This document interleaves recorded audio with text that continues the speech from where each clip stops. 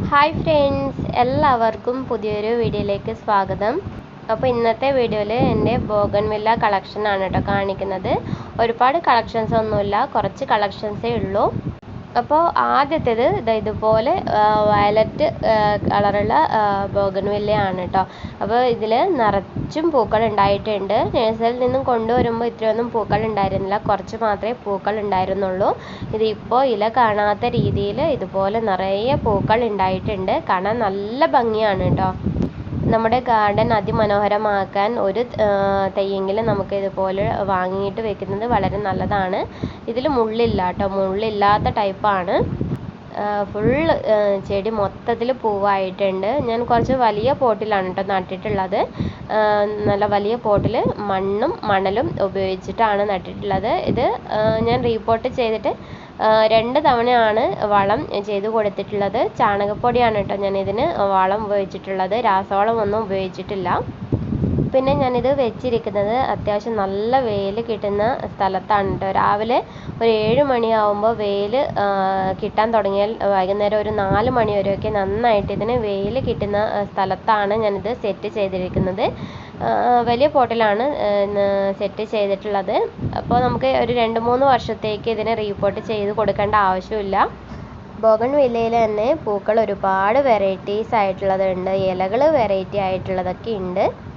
ഞാനിത് വാങ്ങുമ്പോൾ 250 രൂപയാണ് കേട്ടോ കൊടുത്തിട്ടുണ്ടായിരുന്നത്. ഇത്ര വലിയ പ്ലാന്റ് അല്ലായിരുന്നു, ചെറിയ പ്ലാന്റ് ആയിരുന്നു. റീപോർട്ട് ചെയ്തതിന് ശേഷമാണ് പ്ലാന്റ് എത്രത്തോളം വളർന്നത്. എൻ്റെ രണ്ടാമത്തെ ബോഗൺവില്ല ഇതാണ് കേട്ടോ. നല്ല ഡാർക്ക് പിങ്ക് കളറാണ്. ഇതുപോലെ ഒരുപാട് കൊലകൊലയായിട്ട് പൂക്കുന്ന ബോഗൺവില്ലയാണ്. ഇതിൽ അങ്ങനെ നിറച്ചും പൂക്കൾ ഉണ്ടായിട്ടുണ്ട്. ഈ ബോഗൺവില്ലയ്ക്ക് അധികം കെയറൊന്നും വേണ്ട, നല്ല വെയിൽ വേണം, പിന്നെ വെള്ളവും ആവശ്യത്തിന് ഒഴിച്ചു കൊടുക്കണം. നമ്മൾ റീപോർട്ട് ചെയ്യുമ്പോൾ അത്യാവശ്യം വലിയ പോട്ടിൽ റീപോർട്ട് ചെയ്യുകയാണെങ്കിൽ നമുക്ക് 1-2 വർഷത്തേക്ക് പിന്നെ അതിനെ റീപോർട്ട് ചെയ്ത് കൊടുക്കേണ്ട ആവശ്യമില്ല. നമുക്കതിലേക്ക് വളവും മണ്ണും കുറച്ചായിട്ട് ചേർത്ത് കൊടുത്തോണ്ടിരുന്നാൽ മാത്രം മതി.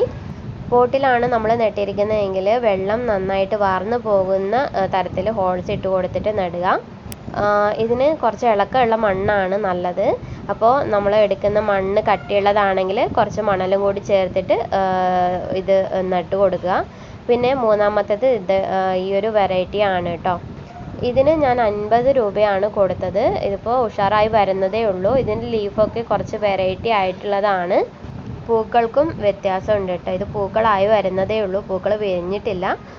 നല്ല ഭംഗിയുണ്ട് കാണാനായിട്ട്. ഈ ഒരു വെറൈറ്റി ഞാൻ ആദ്യമായിട്ടാണ് കാണുന്നത്.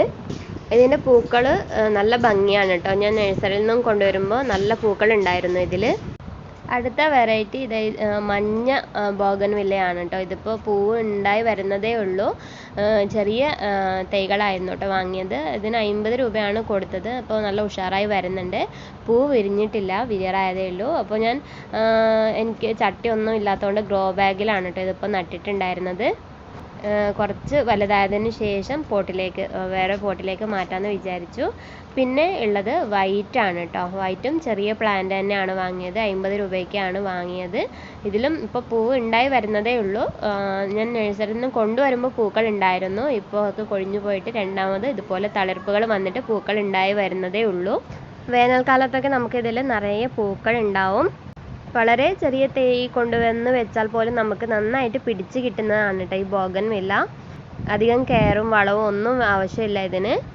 അപ്പോൾ എൻ്റെ ഈ ഒരു കുഞ്ഞു വീഡിയോ നിങ്ങൾക്ക് ഇഷ്ടപ്പെട്ടിട്ടുണ്ടെങ്കിൽ ഒന്ന് ലൈക്ക് ചെയ്യാനും ഷെയർ ചെയ്യാനും, ചാനൽ ആദ്യമായിട്ടാണ് കാണുന്നതെങ്കിൽ സബ്സ്ക്രൈബ് ചെയ്യാതെയാണ് നിങ്ങൾ കാണുന്നതെങ്കിൽ ഒന്ന് സബ്സ്ക്രൈബ് ചെയ്ത് സപ്പോർട്ട് ചെയ്യണേ. അപ്പോൾ ഇനിയും നല്ല നല്ല വീഡിയോസ് വരുന്നുണ്ട്. Thank you for watching.